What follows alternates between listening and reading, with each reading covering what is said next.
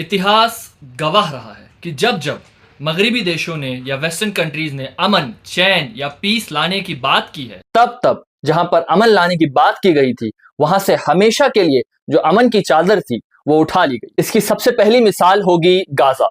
जहां पर Trump piece plan लाते हैं। बहुत ज्यादा बात होती है, फर्स्ट फेज ऐसा होगा, सेकंड फेज ऐसा होगा, थर्ड फेज ऐसा होगा, लेकिन जैसे ही इजरायलियों को उनके होस्टेजेस मिल जाते हैं, वो वापस से अहले गजा, अहले फिलिस्तीन के ऊपर बमबारी, गोली चलाना और नाहक कत्लेआम करना वापस से शुरू कर देते हैं। दूसरी सबसे बड़ी मिसाल होगी इतिहास से ट्रीटी ऑफ सेवरस की, जहां पर ओटोमन एम्पायर को तोड़ा जाता है।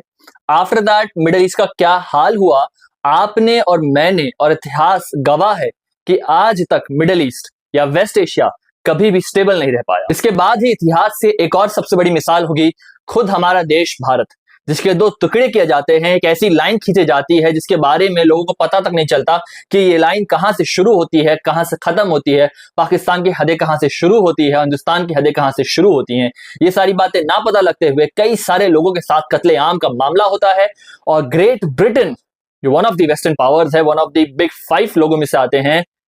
तमाशा देखते रह जाते हैं। वेस्टर्न कंट्रीज की ये जातियां सिर्फ और सिर्फ बड़े देशों तक या बड़े कॉन्टिनेंट्स तक नहीं रहती, वो जाती है साउथ ईस्ट एशिया में वियतनाम के ऊपर और ईस्ट एशिया में कोरिया जैसे देश के ऊपर, जहां पर ये पूरी दुनिया को 2 हिस्सों में बांट देते हैं। या तो आप कम्युनिस्ट है या तो आप वेस्टर्न आइडियाज को कंप्लीटली एक्सेप्ट करते हैं और आप हमारे साथ हैं। तो चाहे रीसेंट पास्ट हो या लॉन्ग फॉरगॉटन पास्ट हो या आज के हालात हो,